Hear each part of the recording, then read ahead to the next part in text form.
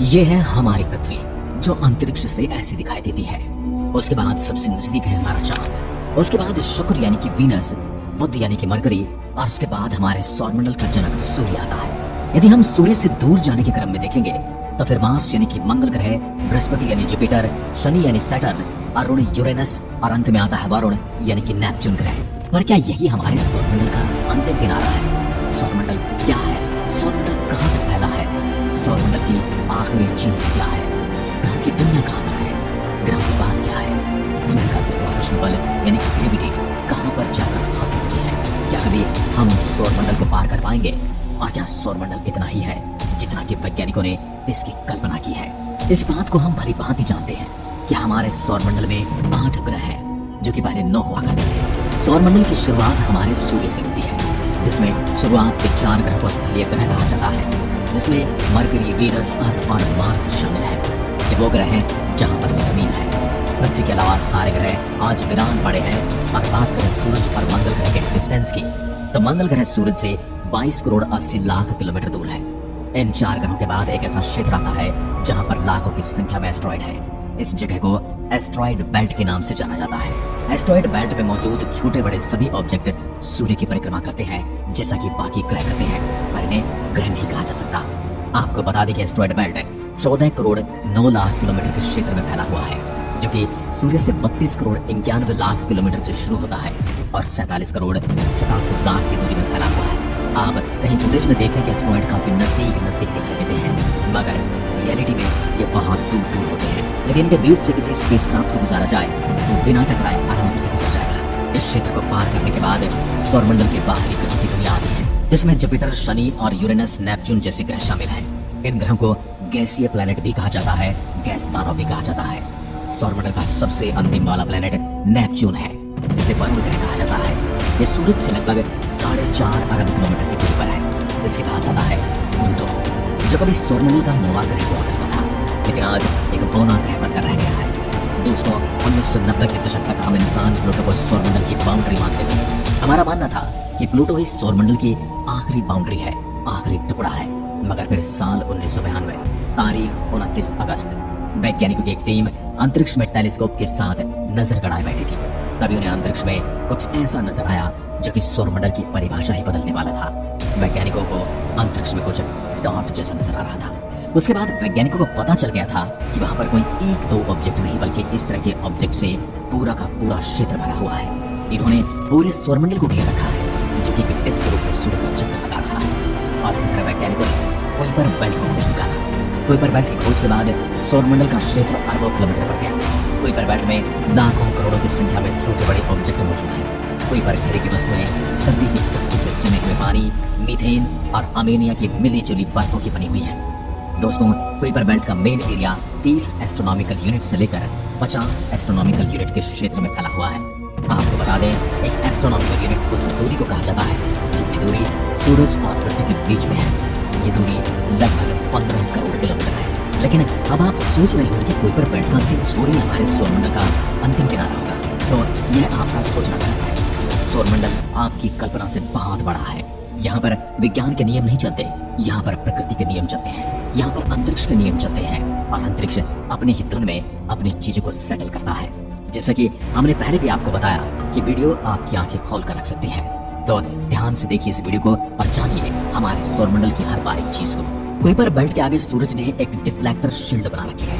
दरअसल हमारा सूरज हर सेकंड अरबों ton high energy particles solar wind के रूप में बाहर फेंकता रहता है, जो अंतरिक्ष में यात्रा करती हुई सूरज के चारों ओर एक शील्ड बना देती है, जिसे हम हेलियोस्फीयर के नाम से जानते हैं। इसी शील्ड की वजह से आज हम पृथ्वी पर जिंदा हैं, क्योंकि इस ब्रह्मांड के अंदर जो दूसरी गैलेक्सी मौजूद है उनके अंदर धमाके होते रहते हैं, और ये कोई नॉर्मल धमाके नहीं होते। इनके अंदर कई प्रकार की हानिकारक रेडिएशन होती है, जिन्हें कॉस्मिक रेज कहा जाता है।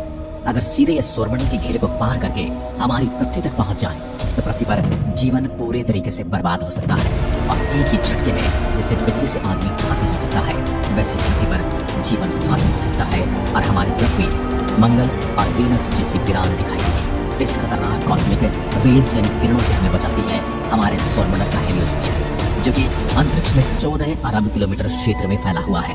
जो कि सूरज के चारों ओर एक बुलबुले की तरह नजर आता है। जब ब्रह्मांड से आ रही कॉस्मिक किरणें सोलर विंड से टकराती हैं तो वहीं पर रुक जाती हैं। अब फिर से वही सवाल, क्या सौरमंडल हेलियोस्फीयर तक ही सीमित है? लेकिन हम आपको बताते चले कि सौरमंडल इससे भी कहीं आगे तक फैला हुआ है। दोस्तों, आपको पता होगा वॉयेजर अंतरिक्ष, जो कि अमेरिकी स्पेस एजेंसी नासा द्वारा 1977 में अंतरिक्ष में लॉन्च किया गया था।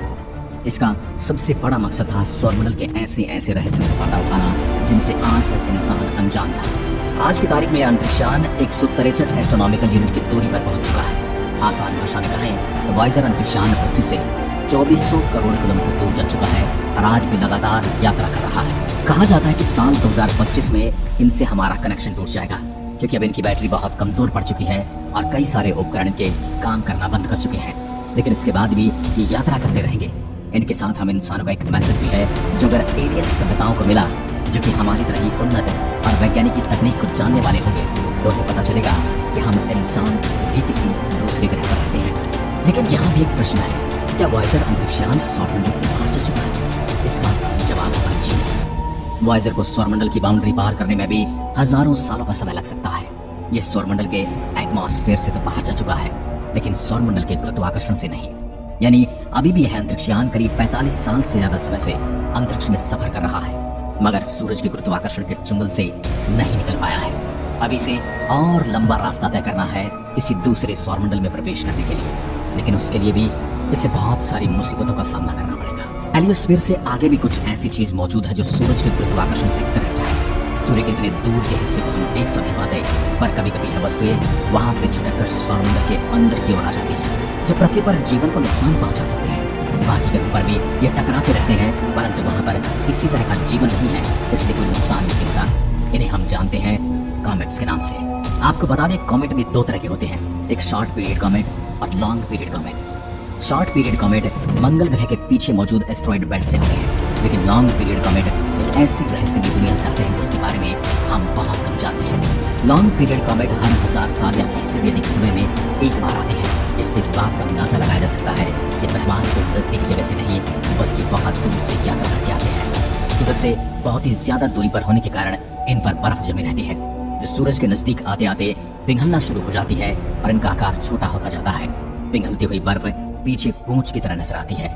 ये कॉमेट सौरमंडल में समय समय पर आते रहते हैं। इसका मतलब साफ है कि जहां से आ रहे हैं वहां इनका बहुत ही बड़ा भंडार मौजूद है।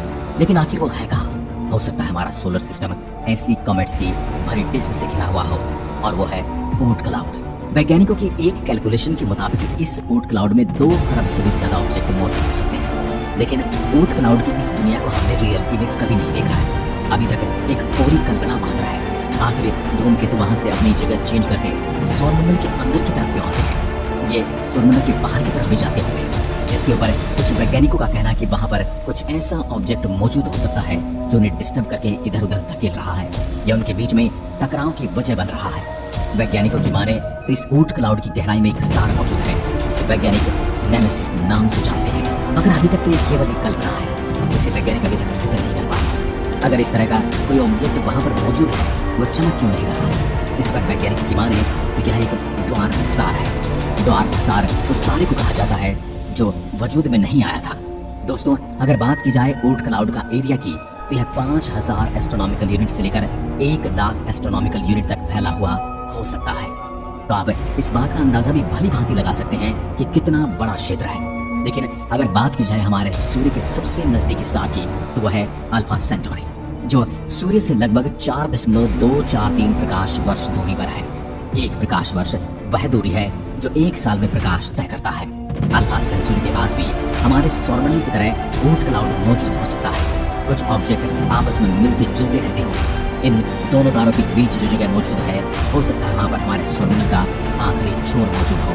यदि हम ये मानकर चलें कि हमारे सबसे नजदीकी सौरमंडल की बाउंड्री और हमारी बाउंड्री कहीं पर मिलती है, तो इसका अंदाजा आप लगा सकते हैं। तो कम से कम वह दूरी 2 प्रकाश वर्ष की जितनी बड़ी होगी। मगर दोस्तों, पक्के तौर पर तो हम ये नहीं कह सकते कि हमारे सौरमंडल का किनारा कहाँ है। अगर हम प्लैनेट को शामिल करके सौरमंडल का किनारा देखें तो वह नेपच्यून तक हो सकता है।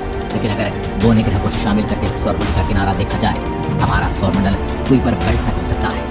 लेकिन हमारे सौरमंडल का गुरुत्वाकर्षण का अरबों किलोमीटर तक दूर तक मौजूद ऑब्जेक्ट को इफेक्ट करना इसे और भी विशाल बनाता है। अगर उसे ध्यान में रखते हुए हम सौरमंडल का अंतिम किनारा डिफाइन करें तो यह ऊट क्लाउड से भी परे हो सकता है। मगर दोस्तों, ऊट क्लाउड अभी एक थ्योरी है, तो हम पक्के तौर पर तो कुछ कह नहीं सकते। अभी तक हमें सौरमंडल के बारे में बहुत कुछ जानना बाकी है।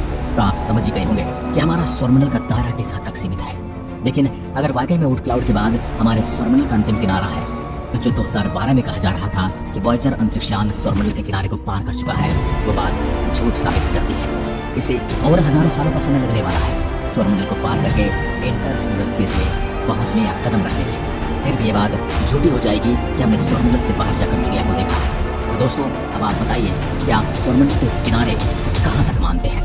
क्या वाकई में हम कभी सौरमंडल के किनारे को देख पाएंगे? यदि आपको लगता है कि देख पाएंगे तो कमेंट में लिखकर जरूर बताइए। जय हिंद, जय भारत।